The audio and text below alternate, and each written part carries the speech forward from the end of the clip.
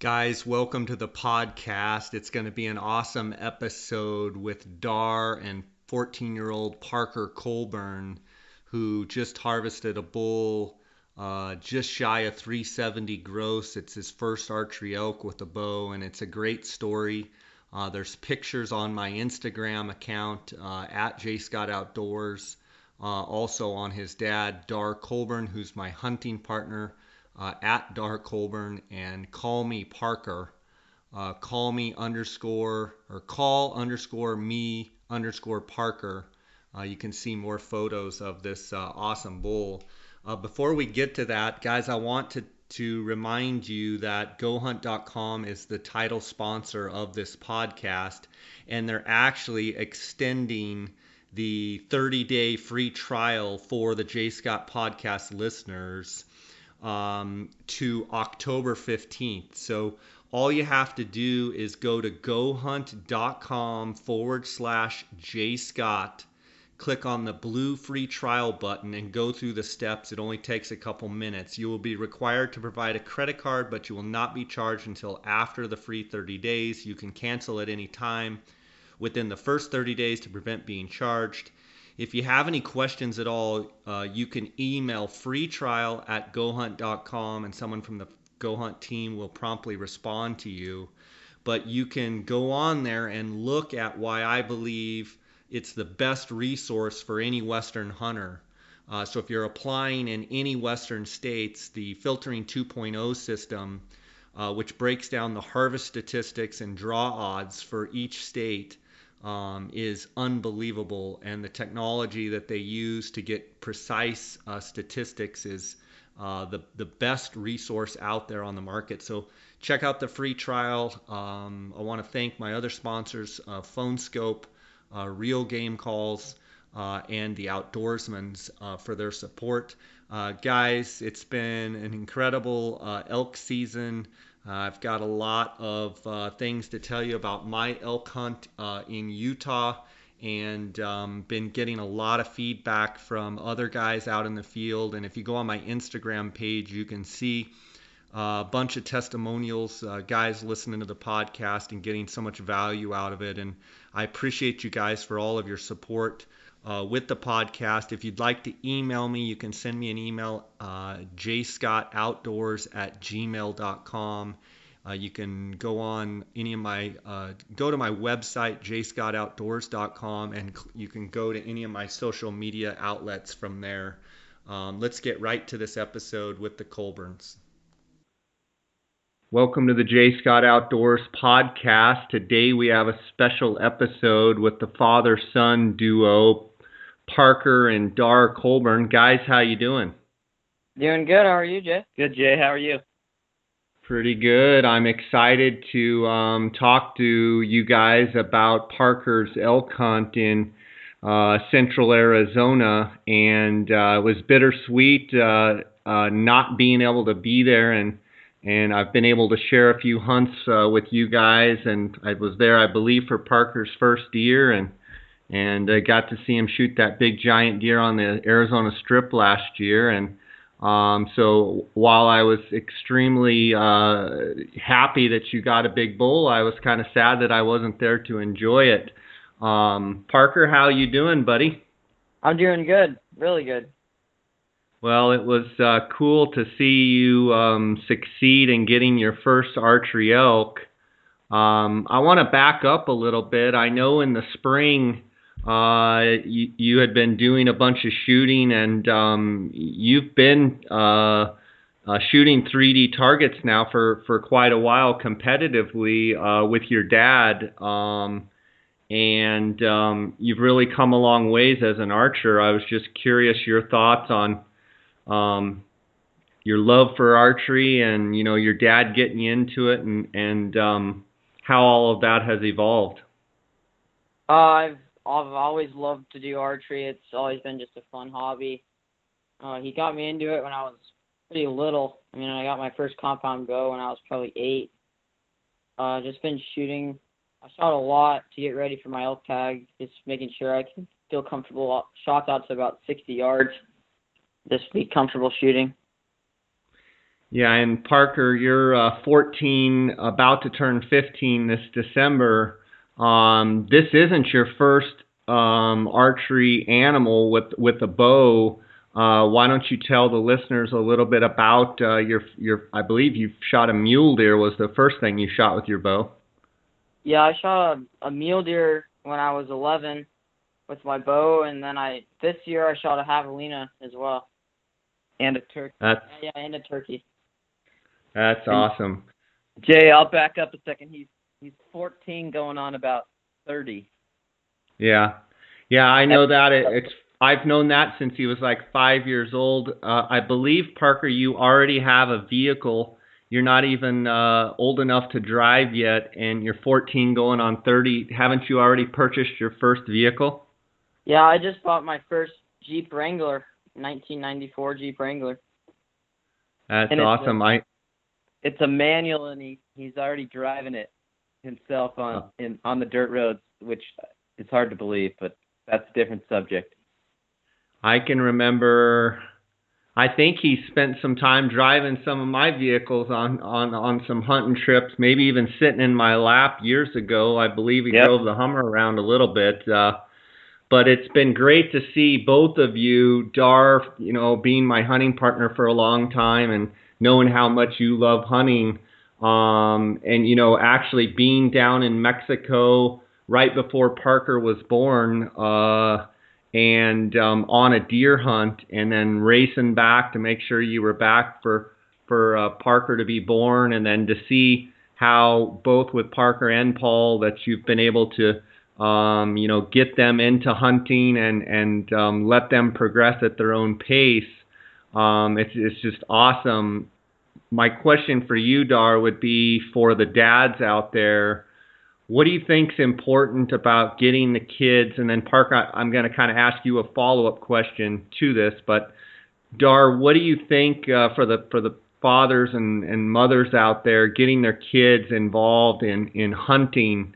How important is that, and how have you had success, getting the boys involved? Well, as you know, I'm super passionate about hunting and fishing in the outdoors, and I'm not one of the parents that makes their kids do, all the sports and started when they were 3 years old and kept them in sports, every year and made them do this and made them do that. My wife and I both have kind of always taken the approach that if they want to do something and try it, we're supportive, and if they like it, great. If they don't, it's not a problem. And I kind of took that approach with hunting and fishing.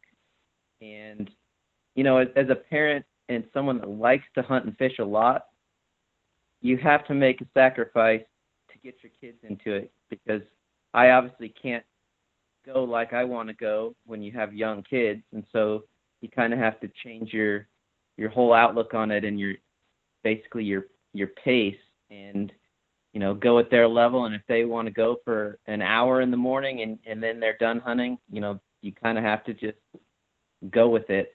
And I've kind of, since both my boys were little, I mean, I've taken them on hunts and fishing trips, even if it meant, I personally don't have success, but having them there was important. I mean, you remember when I was taking Parker with us on the San Carlos turkey hunting, when he was 3 years old, and your cousin and I and you packing him in a backpack because he couldn't walk very far. So I've kind of taken that approach that my hunting is taking a back seat, and I've exposed them to it, and they both enjoy it. They're both different kids, though. I mean, Parker's up for about anything, and Paul likes it and likes to go, but he's not into it as much as his brother. So they're both different. The other thing I'll say is that when they've had hunts of their own, I've tried to really give them the most opportunity to be successful on those hunts. So, they've shot their guns, they've shot their bows, whatever it is. I've scouted. I know where the animals are, so that when I do take them on a hunt, especially when they're first getting started, there's a high chance of them being successful, which I think has in turn made them enjoy it even more, because it's, if you're never successful on a hunt, after a while you kind of would lose interest, in my opinion. Yeah, and Parker, to follow up what your dad's saying there, how important was it to you to have some success early and be able to see animals and, kind of be in the game, so to speak? How important do you think that was in your, advancement in hunting and really getting to enjoy it? Versus if it was very, very challenging and you saw very few animals, do you still think you would like it as much as you do now? Well, from are you saying not see as many animals as when I was 10 years old, or this year elk hunting? No, just growing up, your dad's talking about giving you a lot of experiences of enjoyment and trying to, put you in good units and good areas and kind of have things scouted out. If you would have gone, whole deer hunts and never seen a deer, do you think that would have been more of a challenge for you to really enjoy it? Or do you think by, your dad scouting and trying to put you in good spots and where you can be successful, do you think that really played a good role in kind of nurturing you along as a hunter and enjoying it? Yeah, it helped quite a bit, but I've always wanted to go with my dad ever since when I was 10 years old. I drew my first deer tag. I was so excited. I could care less if I shot a deer. I just wanted to go. But seeing all the deer and elk and all the animals it helped. It definitely made me into it a little bit more. Awesome. I want to talk to you about this archery elk hunt. And I want to ask you first, Parker, about your setup, your bow setup, and what bow and what arrows and kind of what you were using, your draw length and what have you, for this elk hunt. I graduated 8th grade, and my parents helped me buy a Matthews, a Halon 5. I shoot a 25.5-inch draw. I shoot about 250 feet a second, 52 pounds, and a 360 grain arrow. Nice. And what broadhead were you using? I shot a Wacom, a fixed 3-blade. Nice. So Parker, you draw the tag back in the spring, and obviously you had all summer to prepare. How much were you and your dad shooting throughout the summer? Kind of what was your regimen? Daily, we'd go shoot every night, every other night. You're shooting a lot. Gotcha. Yeah. And go ahead. I'll just back up just a second. When I was applying him, my approach for him drawing a tag, my brother Kirk, you hunted with him quite a bit. He was, I believe, working for you and I after college, and he had 17 bonus points, and he had never drawn an Arizona elk tag. And you remember him saying, "I just want to elk hunt. I'm tired of waiting for an early rifle tag. I just want to go hunt elk." And that has stuck in my mind for a long time, and I didn't want my kids to, wait 20-some years to hunt elk. So this year, Parker had, I think, 5 bonus points going in for elk, and I looked at basically the draw odds and went with the, higher odds archery bull hunts, just in the approach that I want him to, get experience, get to hunt elk a couple times before really trophy hunting, he's got his whole life ahead of him to wait for a good tag. My approach was kind of hope to get him a tag in the next couple of years and get the experience. Yeah, let him experience, bugling elk and hunting elk, and so that was the approach going in, and he drew the tag with I think 5 bonus points. Yeah, I even remember, I think we had talked before you applied, and you were talking about putting in for Unit 4B in Arizona, which is not known at all for trophy, and kind of known as a really tough unit, and just not a lot of big elk at all, and quite a few people, and I obviously voiced my concerns of, while yes, you may be able to draw the tag, having people all around you maybe would pull away from that experience. And it was interesting to hear your process, your thought process in that, in the way that, you weren't even approaching this hunt as, let's go kill a bull over 300 or let's go kill a bull over 350 or anything like that. It was kind of like, we're just going to go have a good time. We're gonna go after branch antlered bulls and just try and enjoy it as much as possible. And correct me if I'm wrong, but that's how I recall your process. And I think a lot of times if guys can go into a draw process or go into a year with kind of that attitude, and prepare the best they can, it seems like you set yourself up mentally for being in the right place at the right time, and just being able to kind of stick it out and make the best of it, so to speak. Curious your thoughts on that. Yeah, and I mean, just you and I have been fortunate to guide quite a few elk hunters over the years, and I mean, think how many people show up to hunt with us after drawing a premium Arizona tag, and they've never hunted elk before. It's like, that's a tough thing, in my opinion. I didn't want my kids to be like that. I wanted them to have, elk hunting experience, so that when they're older, they've done it before and know what to do, if that makes sense. So that was kind of my thought process on him, hunting elk. For sure.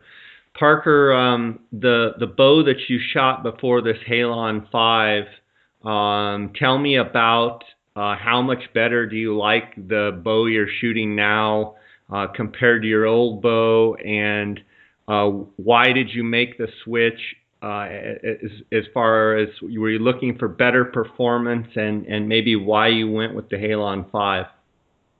Well, I'm a really short guy. It just kind of runs in the family, so I couldn't. The weight, the drawback weight wasn't the issue with the bows. I could pull the poundage for a bow, for a youth or woman-sized bow when I was 10, but I couldn't get the draw length out of them. So I was just recently able to shoot a real bow, is what I call it. A big boy bow. Yeah, the big boy bow. And I was shooting a Hoyt Charger, the bow before my Halon, and it was nice. I shot my javelina with it this year. I just I wanted a little bit more let off, and a little bit more speed, a little bit more forgiving. Just the newer and the better. So that bow he was shooting, I believe, what was it, 50 pounds? 50, yeah. So he was shooting 50 pounds with that Charger at 24.5 or 25-inch draw length, I believe, and he was shooting, I want to say like 225 or 230 feet per second, 220, something like that. And so with this Halon 5, it's a little bit shorter brace height, but him having a short draw length at 25 inches kind of offsets the short brace height. So with this bow, he's shooting a little heavier arrow, I think a 260 grain arrow or 360 grain arrow at 250 feet a second, which is, that's a big difference when you're talking, that short draw and the low poundage bow.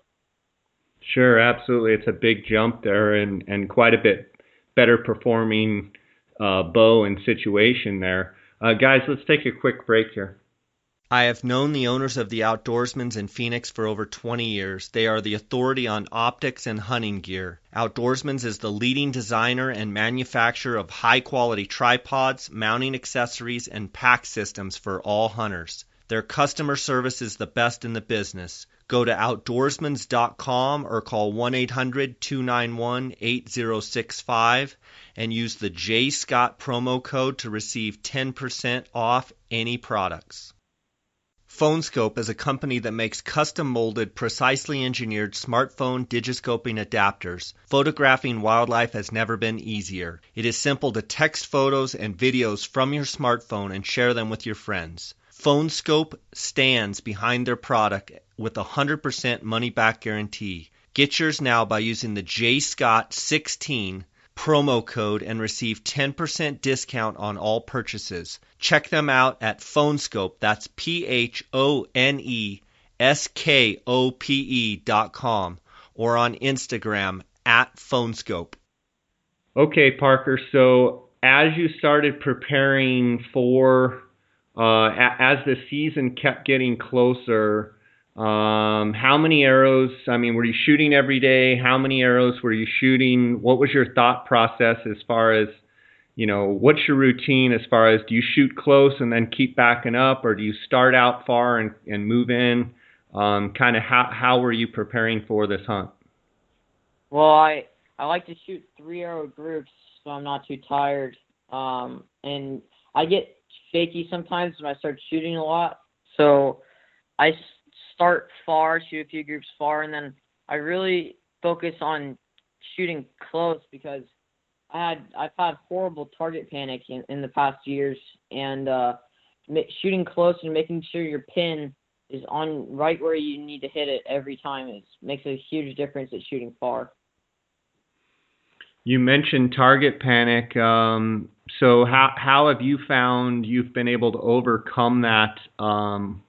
What advice would you give someone out there that faces that? I shot a back tension release at close with no sight. You just draw back and close your eyes and just squeeze your shot off. You do that for months, and once you start doing that for a while, then you can just move it back to 10 yards and squeeze your shot off every time, and that has made a big difference. So for the hunt, did you shoot a back tension release or No. Did you shoot a regular trigger style release? Yep, I shot just a regular trigger style. I didn't want to risk it going off when I was drawing back. And nice. I'll add a couple things, Jay, if you don't mind. Yeah. We set up the targets for a big 3D shoot here in July, the bow hunter happening, and so Parker is up with me and Paul is up with me and my other son. We're up there for about a week setting targets for the shoot, and we kind of had his setup dialed in prior to that, and so up there he did a lot of shooting at 50, 60, 70, 80 yards. And at that point, he was shooting every day, it seemed like, but it would sometimes be, 10 or 12 arrows at the most. Just go shoot a few arrows just to stay sharp. Yeah, and in the routine. From that, I gather, do you feel like if you shoot too much, do you think you can overshoot and yeah. Do you feel like if you just shoot 10 or 12 arrows and just keep sharp and then just put it down and not think about it, does that help both of you out? Yeah, sometimes because I had a over-the-counter archery tag, I didn't even shoot for a few days before the archery season. I just waited till the 2 or 3 nights before and shot a few times, made sure my bow was good because I didn't want to outshoot myself and have it be bad. Yeah, I think once you're got your muscles conditioned and everything from shooting and your setup is ready, I personally only like to shoot, a few arrows a day and make them count rather than going out there and just shooting arrow after arrow after arrow. Yeah, just pounding the targets for sure. Right. Okay, let's move into getting closer to the hunt and kind of your mindset with that unit and knowing that it's really not known for, trophy bulls. In a lot of states it would be considered a trophy unit, but in Arizona it's certainly not considered a trophy unit at all. how was your, a lot of guys pounded all summer and, trail cam pics of velvet bulls and, phone scope and velvet bulls and really getting into it. What was your mindset preparing for this particular hunt? Well, there's a few things. The unit is very flat. There's a lot of thick pinyon juniper country, so that it's not a very glassing friendly unit. My mindset was we weren't looking for anything, big really. I mean, we were probably going to shoot any 5 or 6 point that presented itself. And so for me personally, I didn't scout. I mean, we had planned to go up the holiday weekend before the hunt. We set a few trail cameras out. Our good friend Daniel Franco kind of took us around one of the days and showed us a couple areas that he would recommend. And we saw a few elk scouting that weekend, but there was just people everywhere, and I didn't scout like I normally would, just because of the fact that we weren't looking, for any giant bull. We were just gonna shoot a raghorn, shoot anything, good time. Have a good time, just go hunt, try and maybe get away from the people more than anything. Sure. And then once the hunt began and you guys got up there, I believe opening day morning, I think you chased a bugle or two. Can you walk me through that and then transition me into the afternoon hunt and your decision and your decision to do what, go where you went and kind of the style that you chose to do that evening and kind of how it all unfolded. Parker, Yeah. I'd like your dad maybe to set it up and then you to chime in with your thoughts at what you guys were thinking as well. So I picked Parker up from school, ready to go Thursday afternoon. We had left my trailer up there the weekend before, so most of our stuff was up there. I picked him up from school. We got up to camp right before dark, and actually spent 3 or 4 hours driving around, checking our cameras, checking 5 or 6 different cameras. And really, I mean, we had some elk on the cameras, but nothing, super big or super consistent that was worth sitting in the morning. Yeah, that was worth sitting in the morning or really that evening. So our original plan was to chase bugles in the mornings and sit water in the evenings. And Daniel Franco had told us about a tank and showed us a tank that he thought would be good. And so we ended up just kind of saying we were going to go chase bugles in the morning and sit water in the evening. So I'll let Parker kind of say how the first day went. Well, we got up pretty early and wanted to be there before everyone else, and we were my dad made me a cup of coffee actually, so I'd get up and go in real quick in the morning, and we got in the truck and we got out and we're listening for bugles, and we heard a bull. It was across a draw, a little flat spot. So we drove around and he bugled pretty close when we got to our other spot where we parked, and we started chasing him, and he was bugling pretty good, and there's some other bulls around him that were just little squeakers that were going off to, and we got in, to 100 or 150 yards, getting close, and his cows started barking at us, but we had perfect wind and they didn't see us or hear us. I mean, we were being really quiet, and so we came to the conclusion that someone came in downwind of them and bucked them out of there. Upwind, yeah. So that kind of shut him up in a hurry. Yeah, so I mean, basically there's one bull bugling, and it was, like I said, thick junipers, and we were, I would guess, within 100 yards, and good wind. Had not seen the bull, and his cow started barking, and he pretty much stopped bugling and they moved out of there. And that was about 6 or just after. So we were pretty much done with the morning hunt, fairly quickly. So then you guys started shifting your focus to the afternoon, and kind of tell me how that unfolded. Well, we went and ate breakfast, I think, didn't we? Yeah. We went and ate breakfast, and then we went back to the trailer and made up a plan that we were going to go sit this tank that we made a blind on that evening. So we went back to the trailer and took a nap.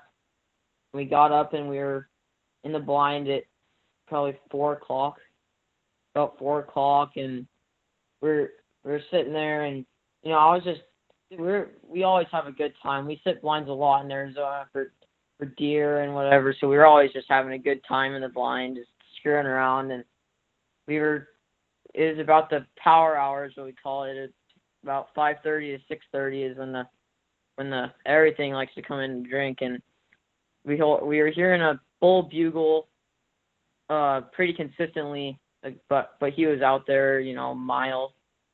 Did it make you want to get out and go chase him? No, we were staying in the blind. We weren't getting out. It sounded farther than it was, I think, but there was one bull, and I think he bugled like twice. Yeah, twice. So we were just excited that a bull bugled and was within earshot. So that was exciting for sure. Let's take another quick break right here. Reel game calls featuring the elk reel.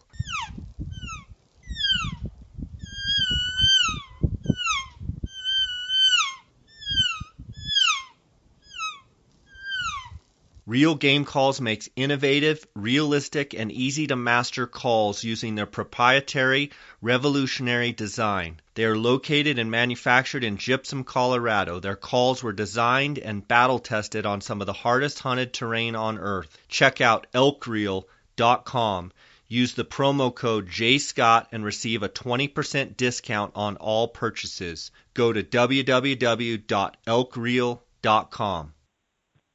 Okay, Parker, continue with the story.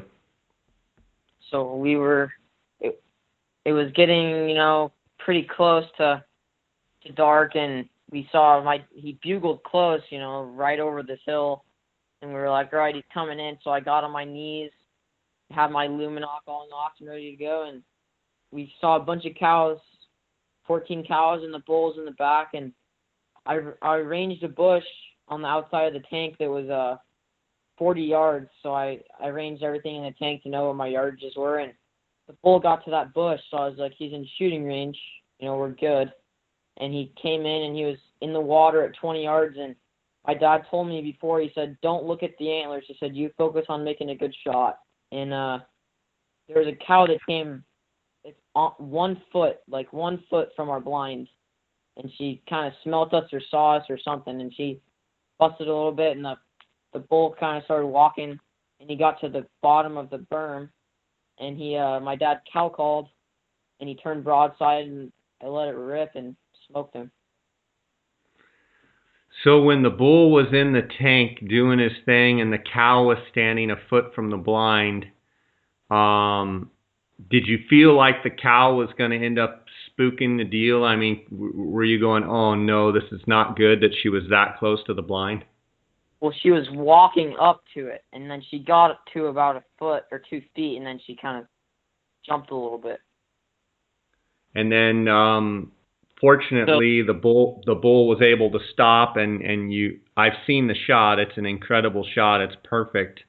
But one question I would ask you, Parker, is, did you ever look at his rack, or did you just basically say, okay, that's the bull, and then focus on his body? And did you get excited, and do you remember being like, okay, calm down, or were you pretty calm? Or I mean, I know how I get, and I'm just curious how it all went down as far as what were you feeling when the bull was actually in the water and you knew that it was probably going to happen.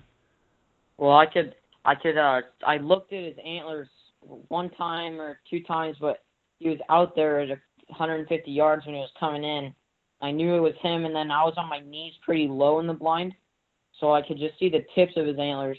And then I looked and made sure that it was the bull because right when the cow busted, I drew my bow back, and I knew it was the bull because I looked, and then I shot. But it was kind of funny. After I shot, I asked my dad. I said, "Hey, Dad, do you think that bull was 300?" I had no clue. But the way this blind was set up, Jay, it was a pretty short blind. There was not a lot of the brush wasn't very high around it.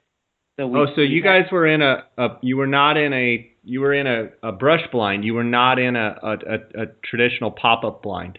Yeah, no, we were in a brush blind, and it was really low. So we were actually on our knees, and if you could picture being on your knees, but ducking down so that your almost your chest is close to the ground with our heads down, trying to stay low where they couldn't see us, because it was a deal that they were so close that I told Parker, and we discussed it before anything came in, that he wasn't going to be able to draw if they were looking, and there was 15 elk inside of 20 yards.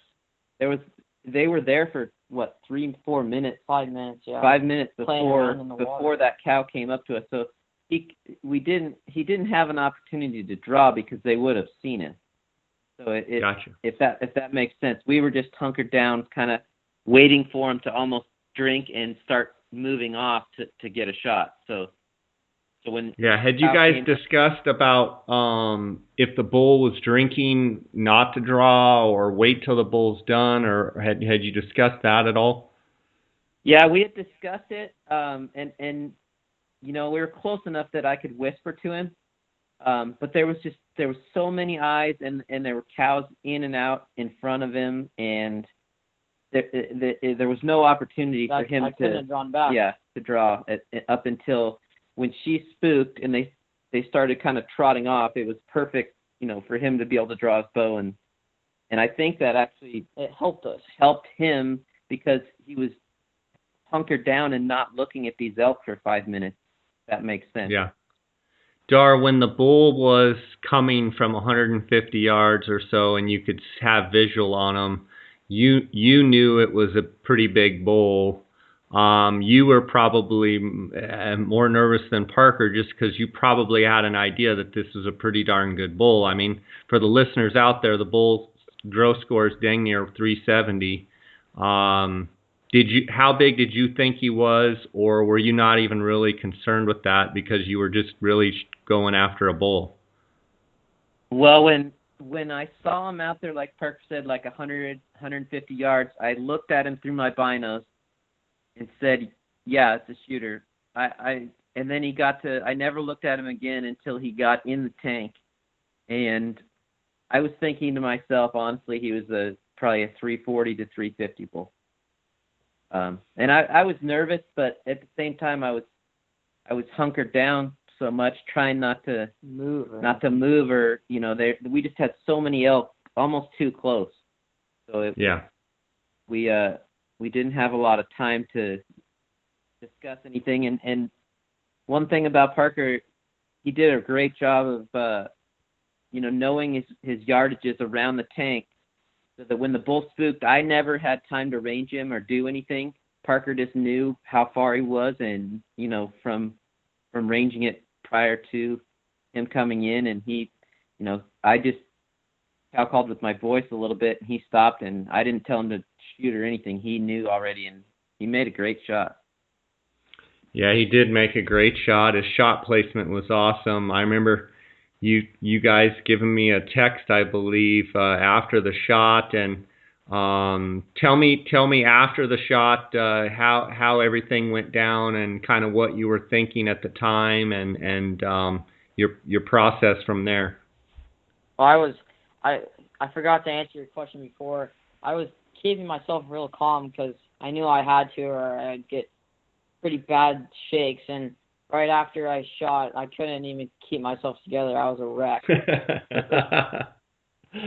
Yeah, I've been there, buddy.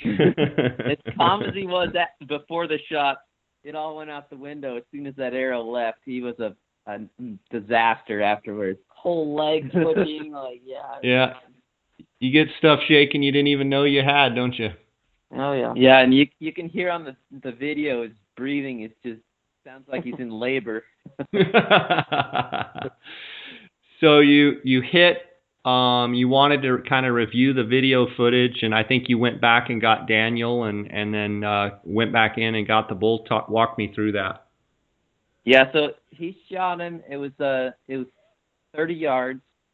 He was quartering away pretty good, and when he shot, he was shooting the nocturnal knock, and on the video, it looked like it to me.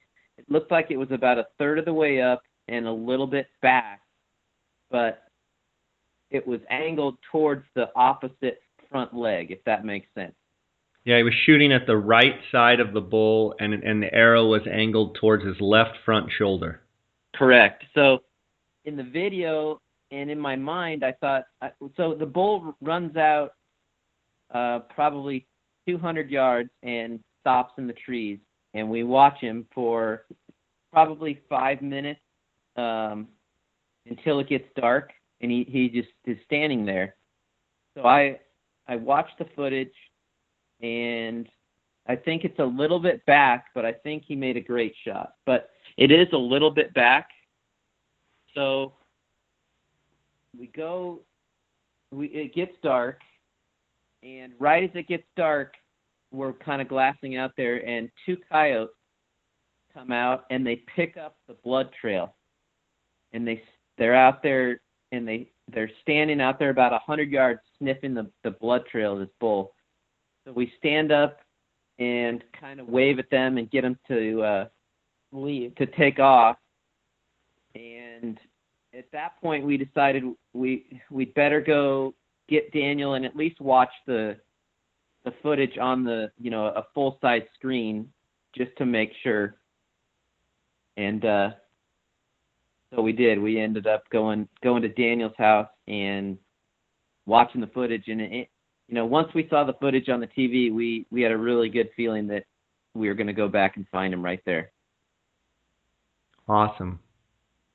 Yep. Yeah. So we did. We got Daniel, and my brother Kirk had driven up that night with his 2 boys, Tanner and Austin, and my younger son Paul. So all of them met us and came out with us to go track the bull.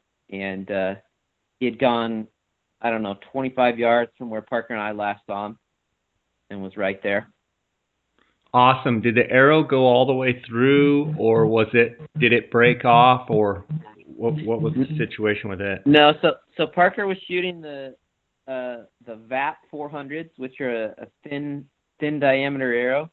They have really good penetration. And he got, when we found the bull, I actually measured from the tip of the broadhead to where the blood stops on the arrow. He got 21.5 inches of penetration. So it's a couple inches short of the fletching is where it buried to. And the arrow was still in him when we found him. Good deal.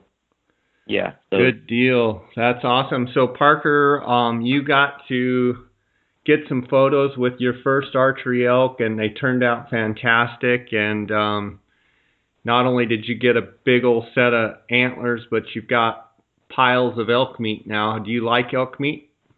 Oh, yeah. Good. Yes. So we ended up being able to get the bull in the truck and took it to Daniel's house.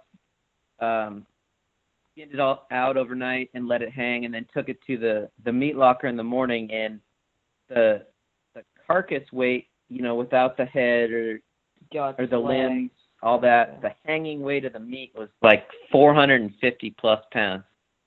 Goodness gracious. Yeah, it was big body bull for sure. Well, that's awesome. That's an awesome story. Well, Parker, that's a pretty tall task there, or big feat. It's going to be hard. You've shot a 220-inch mule deer and now close to 370-inch elk.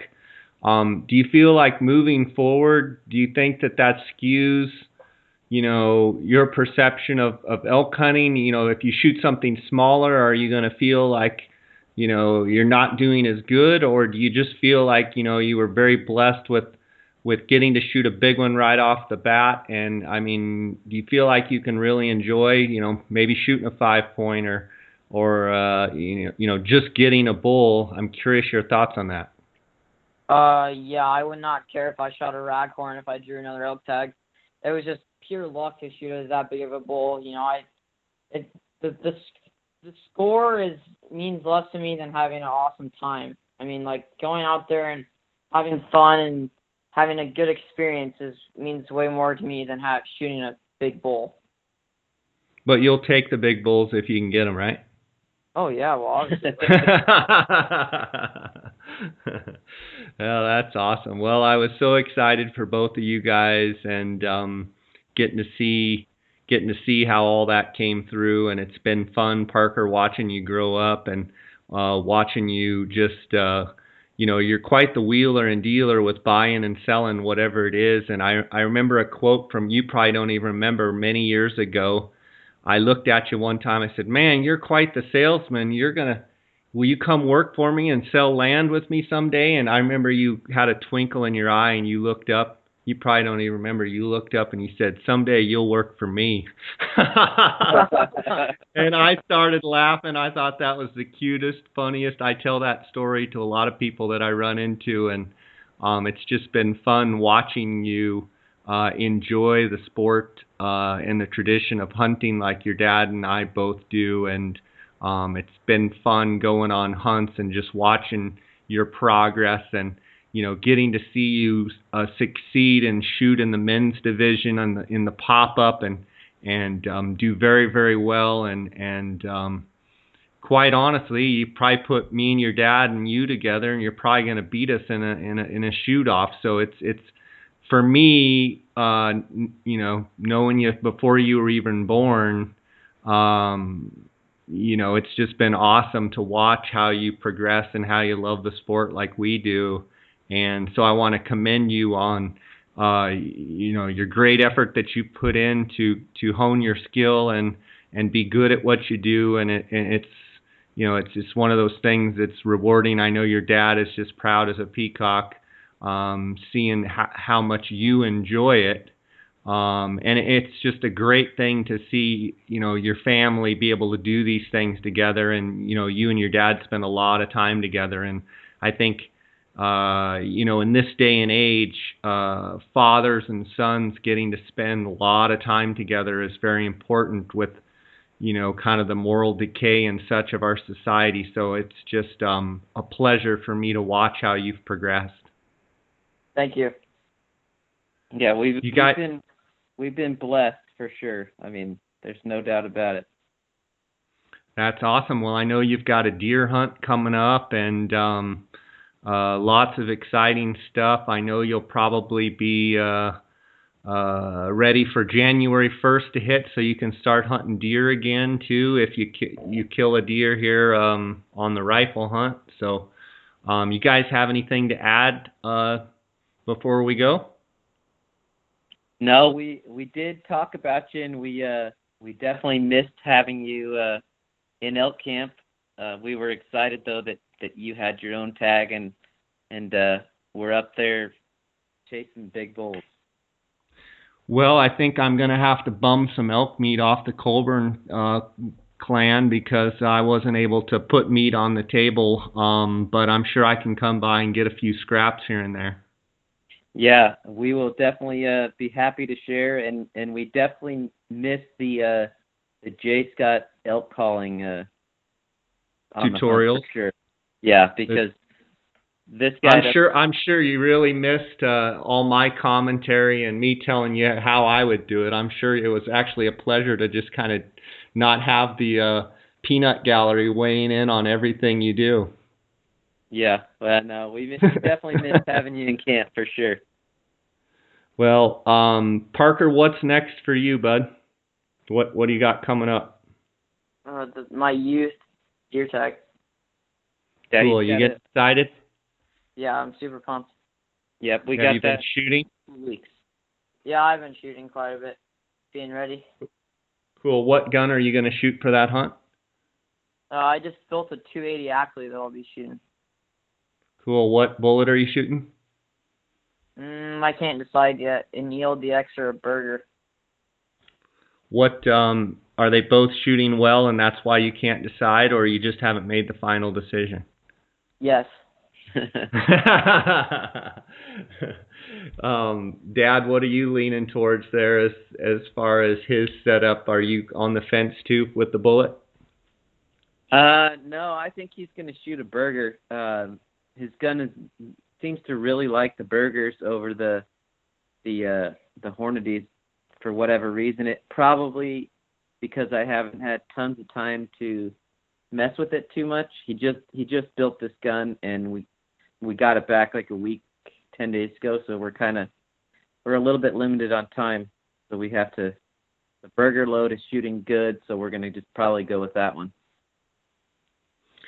Gotcha. Well, guys, it's been awesome having you on here, and can't wait to see how the the next 4, 5, 6 years are going to be awesome to watch Parker, and obviously as he gets through high school and into college, it may cut down some on his hunting time, but it, not if you have anything to say about it.